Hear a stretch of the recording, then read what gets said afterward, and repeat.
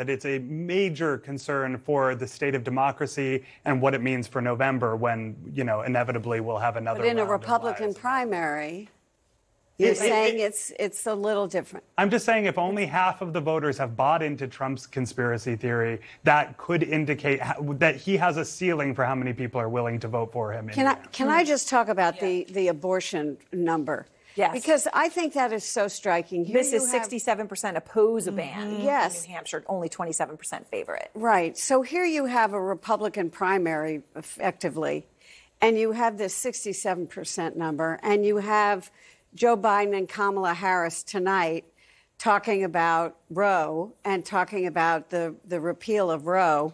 And it is the one surefire issue that the Democrats have going into this next election. And, it's unclear how motivational it will be.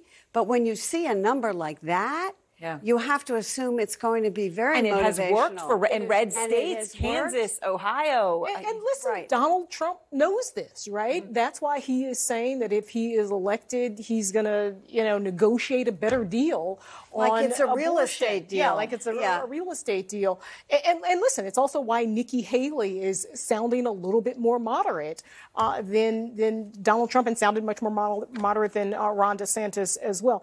It is shocking to me, though, and we'll see if these numbers change. The immigration, right? 45% of these voters think that folks should be offered a legal pathway here in this country. Donald Trump obviously wants to ride the immigration issue to the White House in the way that he did in 2016. He doesn't quite have the build the wall slogan, but he has sort of more vicious sayings like deportation and poisoning the blood of the country. But so far, at least in these exit polls, some of these folks are sounding very moderate.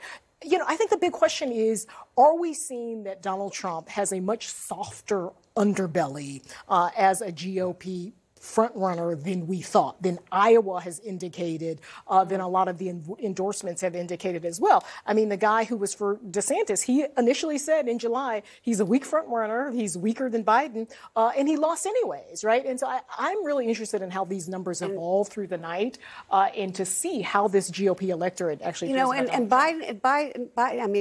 Trump has avoided a real issue-oriented campaign except in his advertising. And this shows you that at some point he's going to have to talk about issues. I doubt he's going to want to debate, but he's going to have to come to a decision on abortion. He's going to have to come to a decision on immediate deportation, given this kind of polling. And he's going to have to figure out that if he wants to win the presidency, he's going to have to appeal to other than the MAGA base. Right. And I think that's what some of these numbers show. McKay, we do need to get, and obviously we'll see how it goes tonight and what it means, but the undeclared voters is short for independent, right? So these are independents who are registered as such, who can go request a Republican ballot, which they have done. We don't know much about them. No. Specifically, right? You can look at the overall, a quarter are very conservative, 40% are somewhat conservative, but you can't look within that undeclared. Right. And in that number could mean everything. That could